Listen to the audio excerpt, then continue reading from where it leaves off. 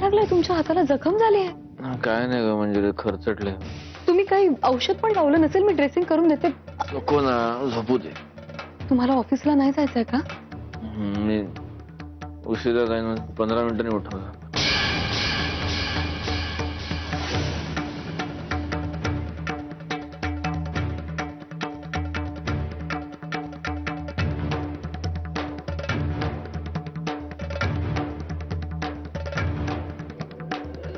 जापी सनी सर्व्याधी शेता शिवारात धन आता लखयामधी.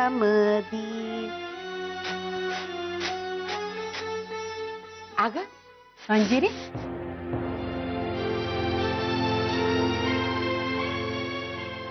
मंजिरी ग काय झालं? अशी कावरी बावरी कशा पायी झाली तू? नाही, विशेष काही नाही. अगं विशेष नसलं तरी तुझ्या मनाला कसला तरी घोर लागलाय बघ. कळतंय की मला ते. तेच कळत नाहीये. काय ग सत्या आज ऑफिसात लवकर गेला ना?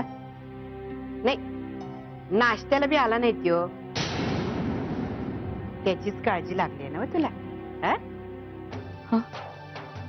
नाही, अजून झोपलेलेच आहेत ते.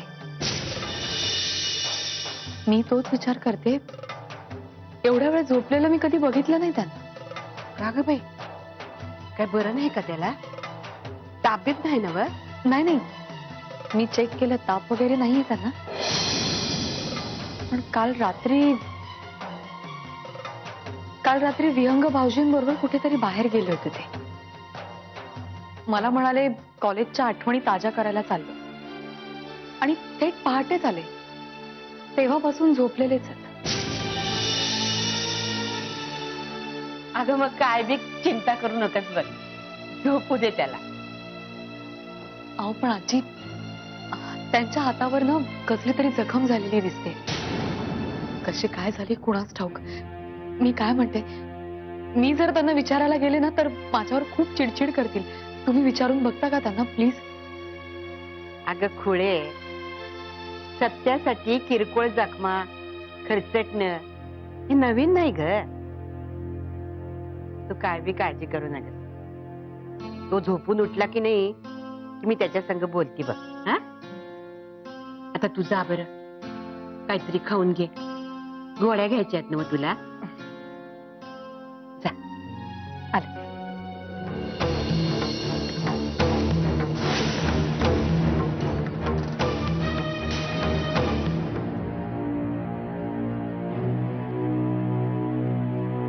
काय रे सत्य, काय झालं? नाही काय नाही. काही नाही. मग काय हाऊस म्हणून रुमाल बांधलास वय हाताला? असं हे अगं ते असंच असंच कसं? काय झालं ते दाव बर. अच्छा, तू हिची वकील बनून आलीस का? अरे तिच्यावर कशा पाय गुरकावतोय तू? मी वकील म्हणून आली असत, नाही तर अशीच आली असत. पण आली आहे तुझ्यासाठीच नव. आणि मला एक सांग, तुला काय झालं तर ती मला सांगणार नाही तर कुणाला सांगणार रे? दाव बरं मला, काय झालं ते? अगं कुठे काय झालं हे बघ, इकडे पत्रा लागलाय फक्त हाताला, खरचटले थोडस, बाकी काही नाही. पत्रा? कसला पत्रा? साहेब, बाहेर इन्स्पेक्टर आलेत. एक काम करा, त्यांना बसवा आणि चहा पाणी काय होतं विचार. पोलीस? पोलीस कशा पायी आले? सत्य मला खरं खरं सांग, काय केलंस तू? अरे काय झालंय? पोलीस येऊन बी एवढा शांत कसा रे तू? काहीतरी नक्की झालं असणार. काय झालं ते सांग बरं मला.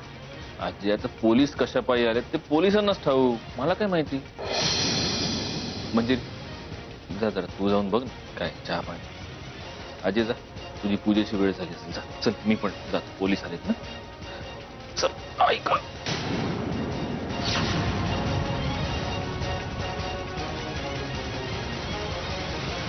नमस्कार मिस्टर मुदोळकर, तुमच्या विरुद्ध दादा होळकरांनी तक्रार नोंदवली. काल रात्री तुम्ही त्यांच्या घरात घुसून त्यांच्यावर प्राणघातक हल्ला केलाय असं त्यांचं म्हणणं आहे. काय?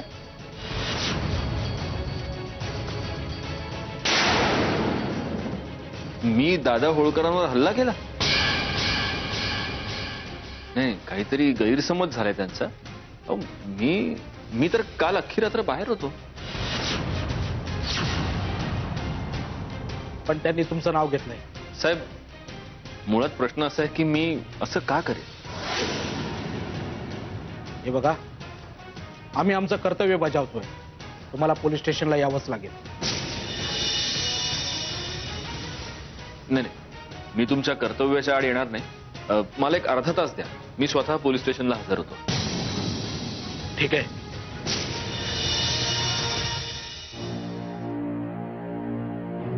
सत्या,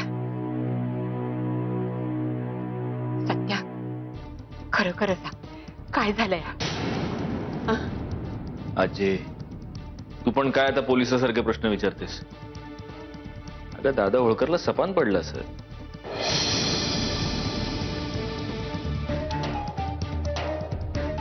अजय,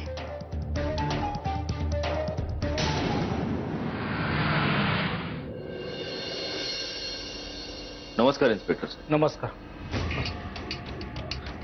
मला 2 मिनिटं वाटलं आपले दादा होळकरच आहेत. अरे,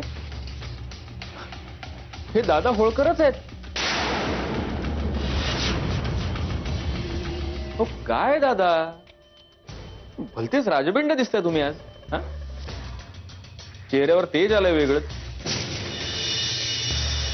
हे कुणी काही लागलं का? कुणी मारलं का? काही झालं का? मला आधी माहिती असतं तर मी गेटवेल सूनचा एक पुष्पगुच्छ घेऊन आलो असतो तुमच्यासाठी. बघता काय अरेस्ट करा या माणसाला. प्राणघातक हल्ला केला या माणसाने माझ्यावर. Life saving attack, attempt to murder. Arrest him. मी काय बोलताय ते साहेब? म्हणजे मी दादांवर हल्ला करेन का? म्हणजे मी दादांवर हल्ला का करेन? अहो, दुश्मनी दुश्मनी अहो दुश्मनी, यांची माझी दुश्मनी सगळ्या जगाला माहिती आहे. हा माणूस आणि यांचा मित्र विहंग भोसले, त्या दोघांनी मिळून माझा हल्ला केलाय. अरेस्ट हिम. अहो, जाताना हा माणूस मला याचा चेहरा पण लागून गेला. Face of. अरेस्ट हिम.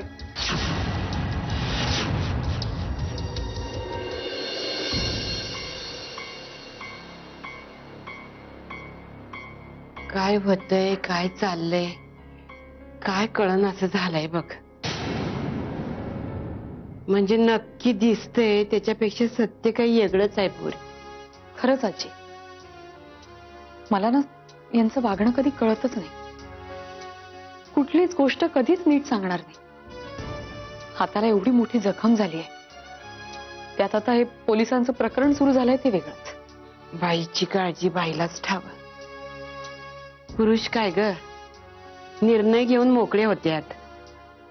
त्या गोष्टीच्या परिणामांची काळजी बायकाच करतात बघ. पण पोरे, तू काय बी काळजी करू नकस. सत्या समज निभावून नेल बघ. तू फक्त बाळाची काळजी घे. हा, आई, अहो आई, अगं, असू दे, वाकायचं नाही आता तू. कशी आहेस? आणि तुमचं सामान कुठे आहे? ड्रायव्हर घेऊन ये. नमस्कार कर. शेवंत, कशी आहेस? बरी आहे. आज सभोवतालच्या वातावरणामध्ये थोडा बदल झाला की जुन्या गोष्टी थोड्या काळ का होईना पण विसरायला लागतात. खरं आहे. शेवटी आपलं घर ते आपलं घर. तुम्ही आत्ता काय सांगत होता मंजिरीला? अगं, आपलं आज सकाळी- नेहमीच ग, नेहमीच.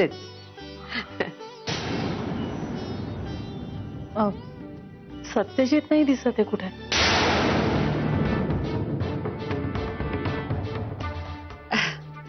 अगं हापिसात नेहमीसारखा हापिसात गेलाय बघ त्यो. बरं, मग मी नंतरच बोलेन त्याच्याशी. शाले, अगं तू परवाचात ना आली आहेस ना व, मजा हातपाय धुवून घे, बरं वाटेल तुला. हो, आलेच.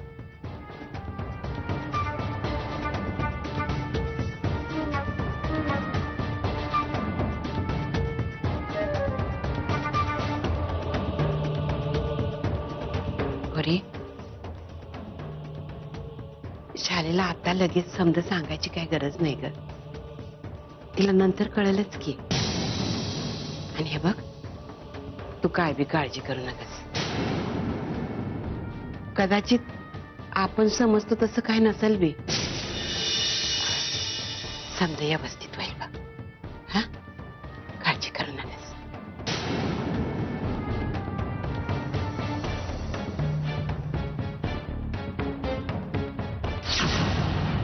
होळकर, तुमचा विथ ऑल ड्यू रिस्पेक्ट तुमचा काहीतरी गैरसमज झालाय. काल रात्री तुमच्या दुधामध्ये जायफळ थोडं जास्त झालं असणार, त्यामुळे यांना झोप लागली, यांना एक वाईट स्वप्न पडलं, बाकी काहीच नाही. काय सपान बिपान काय नाही पडलेलं आम्हाला, काय सपान पडलेलं आम्हाला. आम्ही जे म्हणतो ते 100% खरं आहे.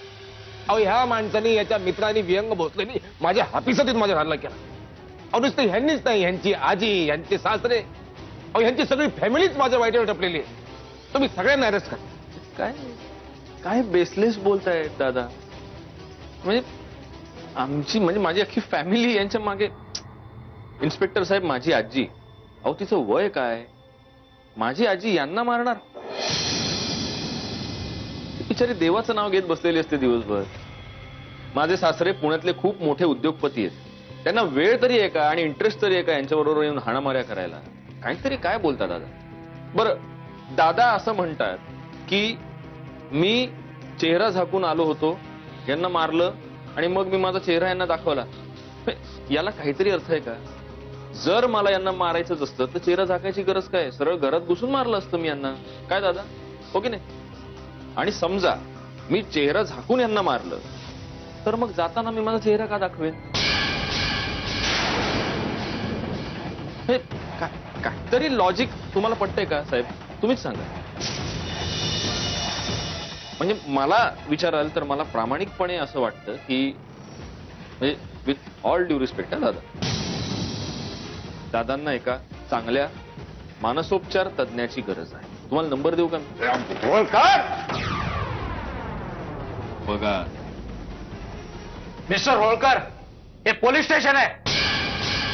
Excuse me, excuse me.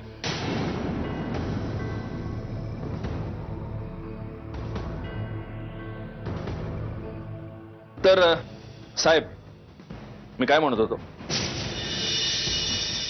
मी या कोल्हापूर शहरातला एक प्रतिष्ठित उद्योगपती आहे. आता नुकतंच मला कोल्हापूर चेंबर ऑफ कॉमर्सनं सन्मानित केलं अवॉर्ड देऊन. काय दादा, म्हणजे माझा मुद्दा हा आहे की हे असं मारामारीच्या, हाणामारीच्या प्रकरणांमध्ये पोलीस स्टेशनच्या एक खेटे घालणं, कोर्ट कचेऱ्या करणं, हे काही माझ्या इभ्रतीला शोभण्यासारखं नाही. हा, आता दादांची गोष्ट वेगळी, पण मला हेही माहितीये की कायदा हा नेहमी पुरावे आणि साक्षी यांच्याच आधाराने चालतो. आणि म्हणून मी माझ्या बरोबर येतानाच एक असा साक्षीदार घेऊन आलोय जो हे सांगू शकेल की काल मी दादा होळकरांच्या घराच्या आसपासही फिरकलो नाही. इनफॅक्ट काल मी कोल्हापुरातच नव्हतो.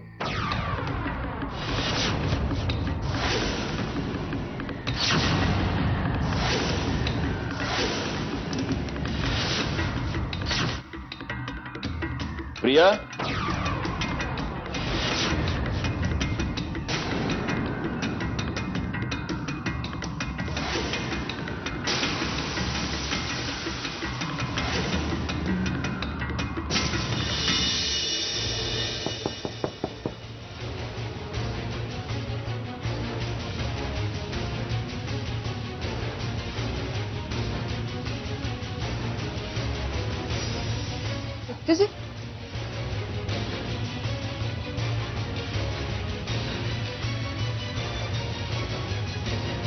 सत्यजित तू एवढ्या रात्री इथे काय करतोय आणि हे काय कपडे घातलेस?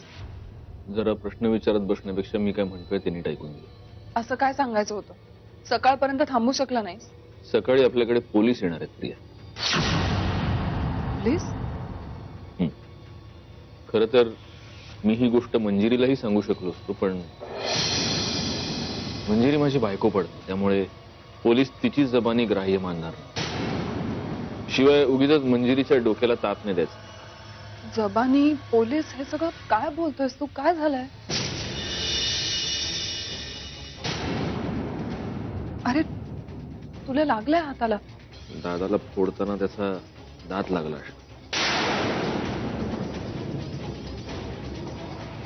दादा, एक मिनिट, हा सगळा काय प्रकार आहे मला सांगशील का? काम कर, जरा हे बांधायला मदत कर.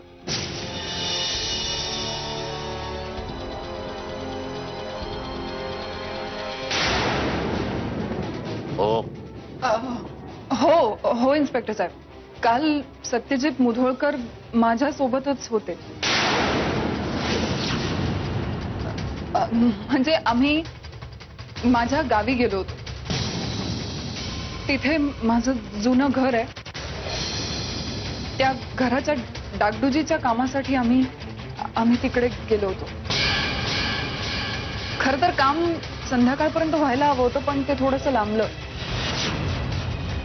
म्हणून आम्ही दोघं स्वतः तिथे थांबून काम संपूनच परत आलो. त्यामुळे यायला खूप उशीर झाला.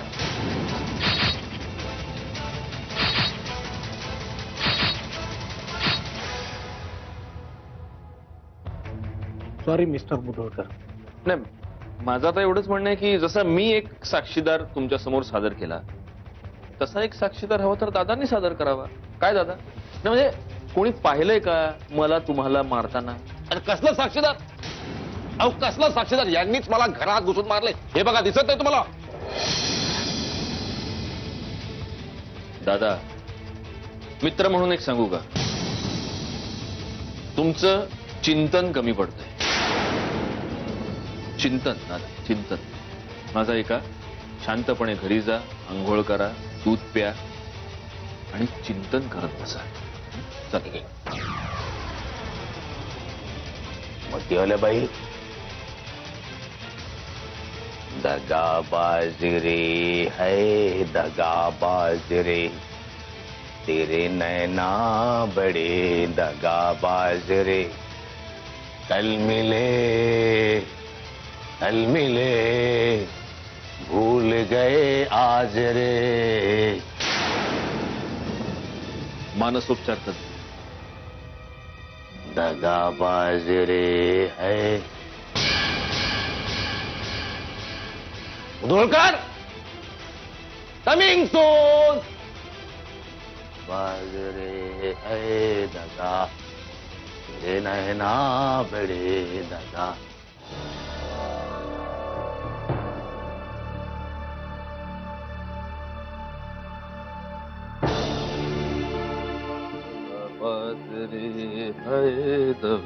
तुला काय झालं? गाणं का गातोय? मला काहीच नाही झालंय. मला हे कळत नाहीये की दादा तुला बघून हे गाणं का म्हणत होता.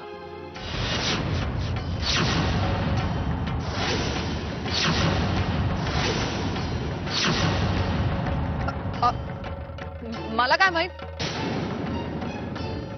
तू मला का विचारतोय? माझा त्याच्याशी काय संबंध आहे? मी कुठे काय म्हटलं की तुझा आणि दादाचा काही संबंध आहे? मोतीवाली बाई, हे बघ, तू मला शब्दात पकडू नको. त्यांनी मला वाचवलं होतं तेव्हा त्याच्या घरी 2 दिवस राहिले होते. त्या पलीकडे आमचा काहीही संबंध नाहीये. तुझा माझ्यावर विश्वास नाहीये का? आणि तुला माहितीये तो माणूस किती विक्षिप्त आहे. त्याच्या वागण्यावरून तू मला जाब विचारतोय? हा नाही सत्यजित, आता मला कळलं. हे सगळं त्यांनी मुद्दामून केलंय, म्हणजे तुझ्या मनात माझ्याविषयी संशय निर्माण व्हावा म्हणून. आणि तुला तर काय आजकाल माझ्यावर संशय घ्यायला आवडतं. मी काय करू? तुला नकोय का मी डोळ्यासमोर? मी काही केलं तरी मीच अडकते. मी घर सोडून निघून जाऊ का आता? प्रिया, मी तुला गाळलेल्या जागा भरायला सांगितलं होतं. तू उगीच निबंधच द्यायला घेतलास बस